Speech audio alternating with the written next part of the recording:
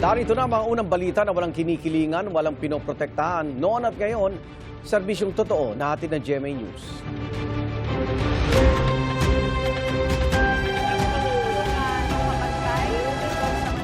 Yung wala na naman ho dito. Unang balita! Umayos kayo. Ito ang mensahe ni Pangulong Bongbong Marcos sa mga nagkakagulong senador ngayon. Para iginit ang mga kampo ni na Senator Sherwin Gatchalian at Senador Alan Peter Cayetano na ang kani-kanilang grupo ang lehitimo. Nagkatensyon pa sa Senado kahapon habang papasok sa session hall ang ilang senador at resource person sa Blue Ribbon Committee hearing ng Cayetano Block. May unang balita si Sandra Aguinaldo. Pasok! Pasok! Pasok! Kasama ni na Senadora Pia Cayetano at Senador Robin Padilla ang 18 nagpakilalang dating sundalo patungo sa Blue Ribbon Committee hearing ng Cayetano Block. Naging tensyonado ang sitwasyon nang makasalubong si Interior Secretary John Vic Remulla.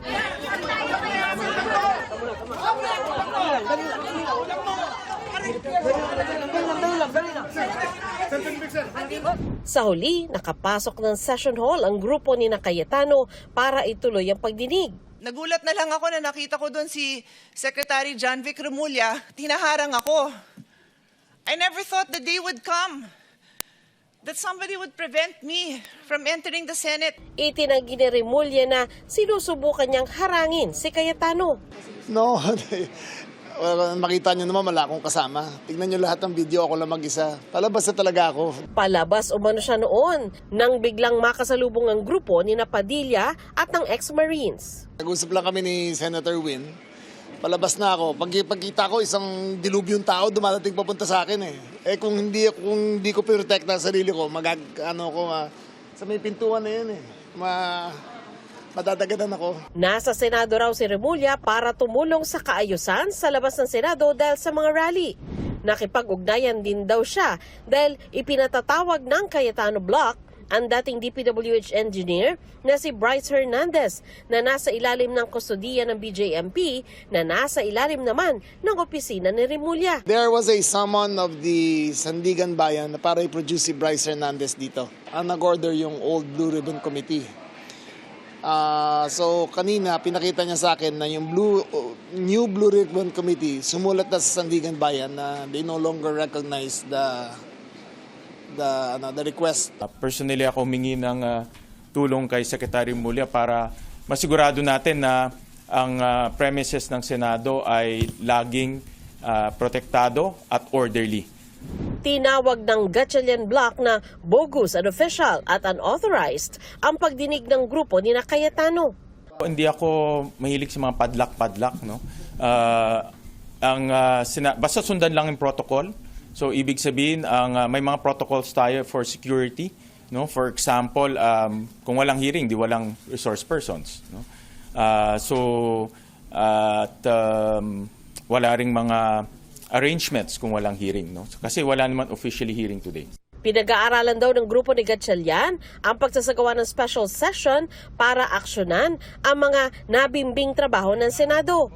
Siya rin daw ang magiging presiding officer ng impeachment court na lilitis kay Vice President Sara Duterte. Tayo ang magpe-preside. When will this happen, sir? I have to consult with the clerk of court, no? Kung ano yung mga procedures. No? But definitely pagbukas ka lang mag-oath. Plano rin daw niya makipag-ayos sa grupo ni Cayetano. I plan to extend my hand to all the senators, no? Whether majority, minority, but of course in this case, the new minority. Ang mahirap yung panay media, I wanna reach out, etc. Pero pagkausap yung mga miyembro namin, wala kayong kaso kapag sumama kayo sa amin. Ayon kay Cayetano, panay umano ang meeting ng 11 senador ng Gatchalian Block sa Malacanang. Senator Jinggoy told the Senate media, di ba? At the right time, susunod na kabanata, ilalabas sa inyo yung ebidensya ng mga tumatawag sa kanya, at least 3 o baka 4 silang tinawagan. Etong 11 nagmi-meeting to with Malacanang. Git ni Cayetano, ang grupo niya ang totoo. Sino ang susundin nyo? Yung peke na acting Senate President o yung sinasabi ng ating konstitusyon na Senate President? So Malacanang, yun lang advice ko sa inyo. Hintayin nyo na maka-13, tawagin nyo yung special session. Ipinarating naman ni Yusek Claire Castro ang mensahe ng Pangulo sa mga senador. Umayos kayo. Unang-una, yung internal problems ng Senado, dapat sila muna ang mag-sort out nito. Sila ang mag-settle ng anumang issues na kinapapalooban ng Senado. Ito ang unang balita. Sandra Aguinaldo, GMA News. Nakatakdang iakyat ng Partido Demokratiko Pilipino sa Korte Suprema ang issue ng pagpapalit ng liderato sa Senado. Ayon sa PDP, panis at bulok ang kasong ginamit na batayan ng mga senador para nila ipilit ang pangangatwiran na sapat ang 12 senador para magkaroon ng botohan. Binigyan din nila na 13 pa rin ang kinakailangan ayon nila sa saligang batas para magpalit ng Senate leadership.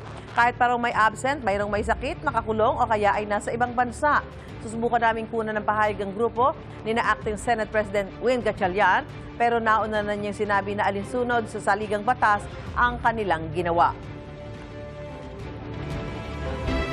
Magpapatupad ng bawas sinilang Maynilad sa Hulyo ayon sa Metropolitan Water Works and Sewerage System dahil ito sa inaprobahang Foreign Currency Differential Adjustment o FCDA para sa third quarter ng taon. Hanggang Setyembre ipatutupad ang bawas singil.